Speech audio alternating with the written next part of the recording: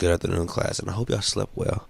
Today is going to be a little odd lesson because we are going to cover one of the most annoying playstyle in Bleachrebirthofsouls, and I wouldn't expect it to be on this character.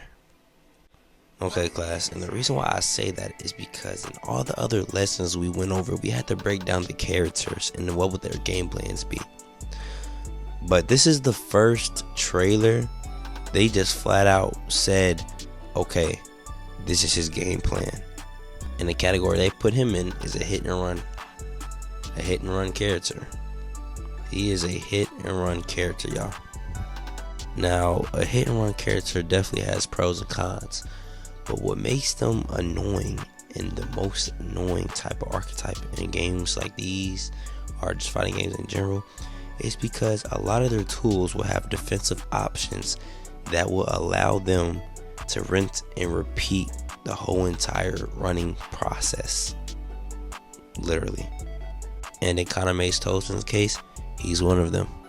So class, if you'd like to point your attention up to the screen. Okay class, now we have a signature move called Transcendence, a counter technique in which Tosen goes behind the opponent and unleashes a slash.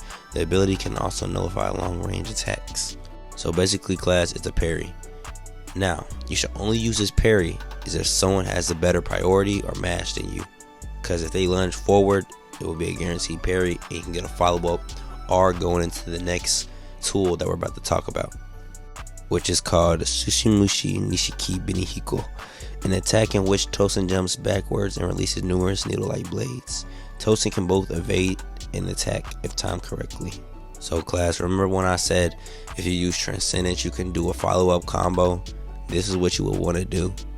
Go ahead, pop Transcendence out, then when you go behind your opponent, go ahead, do a couple of melee attacks going into Benihiko, so you can go ahead and get the distance back, because every time when Tosen uses Benihiko, he's either going to jump back. Now we have Sayabane, a Russian slash attack. When executed correctly, Tosen will fly backwards while releasing Benihiko, transforming the attack into an offensive and defensive move. Now class, pay attention very carefully. As you can see in the background, Chad rushes Tosen, and Tosen uses Sasabane. Now, when he uses Sasabane at the same time when Chad just rushed him, it turns into Benihiko. And as you can see, when Chad gets up, he uses it again, and then it just is the regular Sasabane. So, it's two versions it's indicating it. Now, the offensive and defensive version would be the Benihiko version altogether. So when he lunges at you at the same time when you lunge at him, Tosen's going to win that. And then he's going to go into his offensive and defensive. Which makes it offensive is because he's using Benihiko and it's attacking you at the same time while he's getting a safe distance away from you. That's what makes it offensive and defensive at the same time. And if you still didn't understand that, then you need to move the fuck out my classroom, because I don't know how you got in my class. But we're moving on to his most important tool yet, which is his awakening. Now, by releasing Bankai, Suzumushi Tushiki, and Morokogi, Tosen's opponent's screen becomes dark outside a certain area, giving Tosen's a massive advantage. The opponent's vision will widen as time passes, but it's possible to take it away again by using the Kikan move. So basically class is just a disorient move to make sure your opponent can't see you and make sure your opponent can't react to what you're about to do next, blah blah blah. But again, like I said, these type of characters have a big pros and cons. If you use a Kikan move, that shit is going away. So the only time you should use Awakening is if you know you're about to win. These are one of them type of situations that if you use Awakening too early, bro, it can backstab you. It can really stab you in your ass. So don't use it yet unless you know you're about to close out a match. Now class, as we near the end of this lesson, we're about to go over his stats and see how they are. Now I feel like to point your attention up to the screen. Okay, his power and attack strength is not that much, but it's something there. Speed and mobility, not that much, but it's something there. Reach and range, not that much, but it's something there. Toughness and durability is the second up, runner up, and then technique and skills is off the charts. So indicating he's going to be a technical character.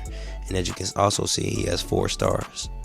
Overall, the stats ain't bad. He has a little bit of something in every category. Now class, that we reached the end of this lesson, I hope that you took something away from this video and that you have a good understanding of how would your game plan be with him, because he's one of them characters that, you know, at an early level is going to be annoying, but when you really understand it and understand his play style, when you understand the character and just in general, he's going to be easy to counter. Like, hit and run characters at the highest level of play, it will depend. It will really depend on how the player would do with him. That's why I said it's pros and cons when it comes to these character archetypes. But overall, y'all let me know how would y'all play with him and y'all game plan with him. So with that being said, what I need you all to do is to like, subscribe, and share this video. Road to 100 subscribers on the way. Our community is growing. Our classroom is growing. So overall, before y'all leave, don't slam my doors. I'll see y'all next video. ごきげんよう。